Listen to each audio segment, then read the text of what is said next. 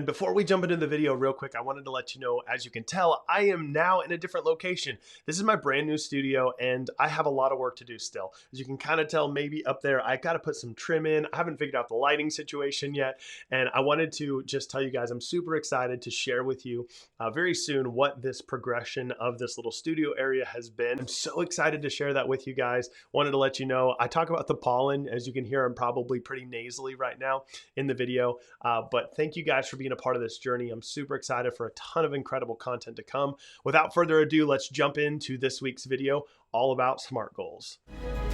Every day you get to decide how you show up in life. Every day you get to commit to the process of becoming who you've always said you'd be, for yourself, for those you love, and for the world. I'm here to come alongside you as we both lean in and never stop becoming. What's going on, everybody? David Walda here with you. Let me first say that this week has been a really rough week. The pollen here in South Carolina is destroying me, and I've been barely able to breathe. I had intended on bringing you guys an incredible video all about one of my favorite books in the whole world. It is this book right here, The Greatest Salesman in the World. And I unfortunately did not have time to work out all of the details that I needed. I'm going to break that into two parts actually coming up in some videos very, very soon. But I didn't want to leave you hanging. I have made a commitment to make sure that I am publishing at least one piece of valuable content here on YouTube every single week. And so today, what I wanted to take just a couple minutes to talk to you about is this one thing that I have seen change not only my life, but the lives of countless clients and people that would consider themselves high performers. Now, we talk all the time about goals, right? We talk about goals, we talk about what we want in life, we talk about all these different things. And you have a bunch of people that are going around saying things, and I've been guilty of this, I don't know if you have, but we say things like, I want to lose some weight, right? And we see this a lot at the beginning of the year. Usually New Year's resolutions are oftentimes where we see this the most. I'm committed to losing some weight in 2021, or I'm committing to have a better relationship, or I'm committing to read more, or I'm committing to learn a new language, or I'm committing to whatever it is. And what we do is we end up creating these somewhat ambiguous goals that really don't have any substance to them. Now, about 40 years ago, there was a group of people that got together and they put their heads together and came up with this thing called SMART goals, S-M-A-R-T. And it's actually an acronym. And when I came across this, it changed everything. Because let me know in the comments if you've ever been guilty of saying, oh, I'm going to do whatever it is. And you start strong, but then it fizzles out, or something doesn't actually go the way you planned, where you start out on a diet, or you start out, maybe if you're in the dating game, you're reaching out to people, or you're trying to connect more, you're going out on dates, or if you're talking about your business and finance, you have certain goals or metrics for your team or for looking at your business growth. And you talk about, we all do this. We talk about these things that we want, but they're not specific. They're not measurable. Sometimes they're not even attainable. They're not necessarily realistic, and they're not time-based. And so what this is that acronym S-M-A-R-T. S stands for specific. Now, when we talk about our goals, a very specific goal, rather than saying something like, I want to learn a new language, something specific is this: I want to learn French, and I want to do it in the next 6 months. I want it to be something that I commit an hour a day to learning this brand new language. And I feel like that's pretty attainable, that if I commit to 6 months of dedicated learning the French language, and I'm committing an hour a day, it's specific, it's measurable, it is attainable, it's realistic, and it's time-based. So a lot of times I think we overcomplicate what SMART goals really are, but if you see the difference in saying, I'm going to commit 6 months to learning the French language, I'm going to commit an hour a day to doing this, it's very different than saying, I want to learn a new language, right? We've gotten some specificity on it's going to be the French language. It's measurable by saying I'm committing to an hour a day for a 6-month long time period. So that's measurable and it's time-based. It's attainable because that's something that any of us can do. Any of us can find an hour of our day, or else we need to reprioritize. And the only reason that it would be relevant is if there's a purpose or a why behind it. And maybe that why in this instance is you're going to be taking your spouse or someone you love, you're going to take a trip, you're going to go on an adventure, and you're going to go to France, and you want to be able to communicate with people that actually live there. Having these S.M.A.R.T goals, SMART goals, I have found has been the game changer for success in different areas of my life.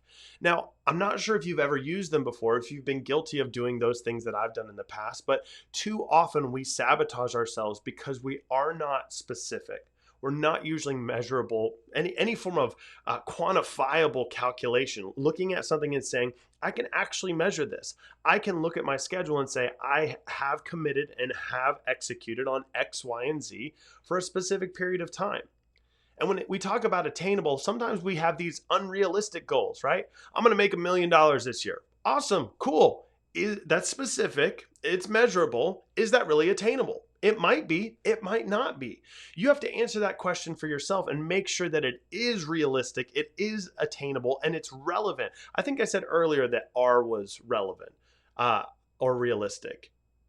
Either way, it should be relevant because the attainable side is where it is realistic.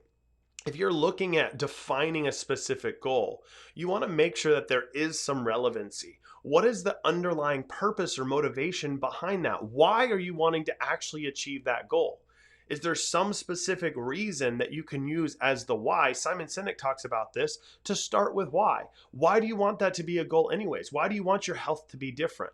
Why do you want something different in your relationships? Why do you want something different in your finances, in your life? And in any given area, if you're wanting to make a change, that's the whole reason that we set goals. If we don't have these established goals, that what ends up happening is we're just going through life and it is very much go with the flow, which I recommend. However, if you're going to become who you said you'd be, that means you can't just go willy-nilly through every single phase of life without determining what needs to change and what needs to be fixed or resolved or restored or rediscovered inside of yourself that maybe has been beat down by life. Maybe we've become conditioned to doing things a certain way. And as we continue to define new goals and become specific with what it is we want and why we want it, then our life really starts to change.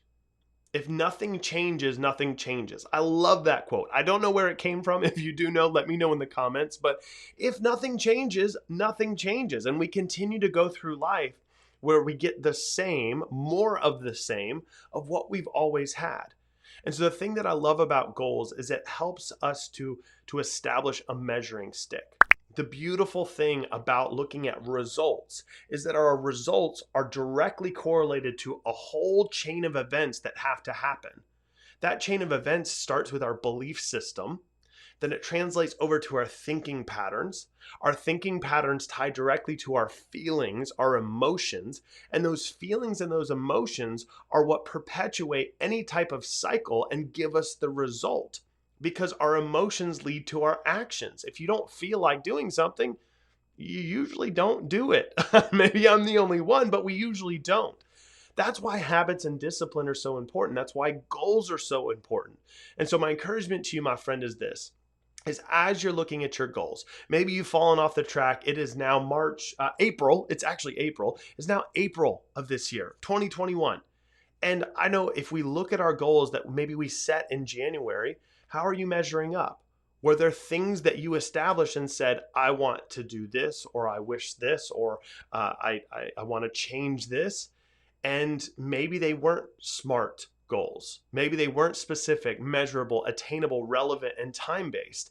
I would encourage you to maybe go back and look at those. 2021 doesn't have to be a loss. And I know many of us don't want a repeat of 2020. If I could get an amen.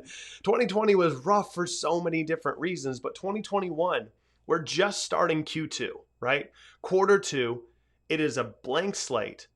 What if you took the time to sit down with some of those goals, to look at your relationships, to look at your finances, to look at your job, to look at what you're pursuing as an entrepreneur, to look at your health, look at your nutrition, and all these different areas. Maybe it's intellectual. For me, I love to read. I'm obsessed with reading, and I have specific goals around around developing my intellect and to learn and grow. And that involves books like this, which again, I'm super excited to dive into this one with you guys. I'm going to split it into 2 parts. That's coming very, very soon.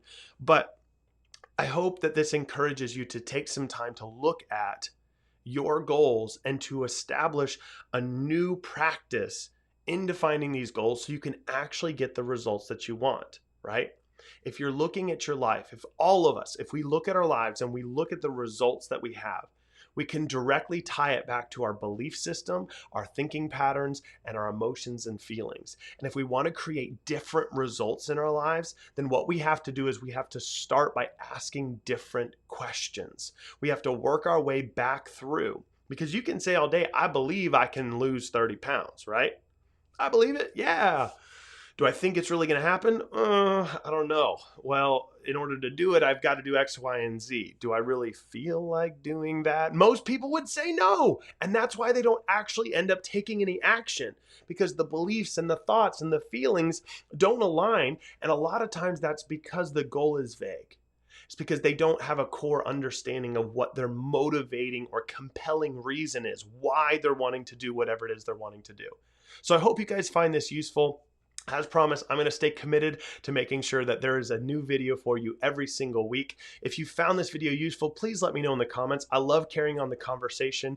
And if you haven't checked me out on other social media platforms, you can find me on Instagram. I'm learning TikTok right now. Really still haven't figured that one out. Very active on Facebook. But thank you guys for being here. And if you're not subscribed, it would mean the world to me if you'd subscribe. And I appreciate you being here today. Be blessed as always. Never stop becoming. I'll see you soon.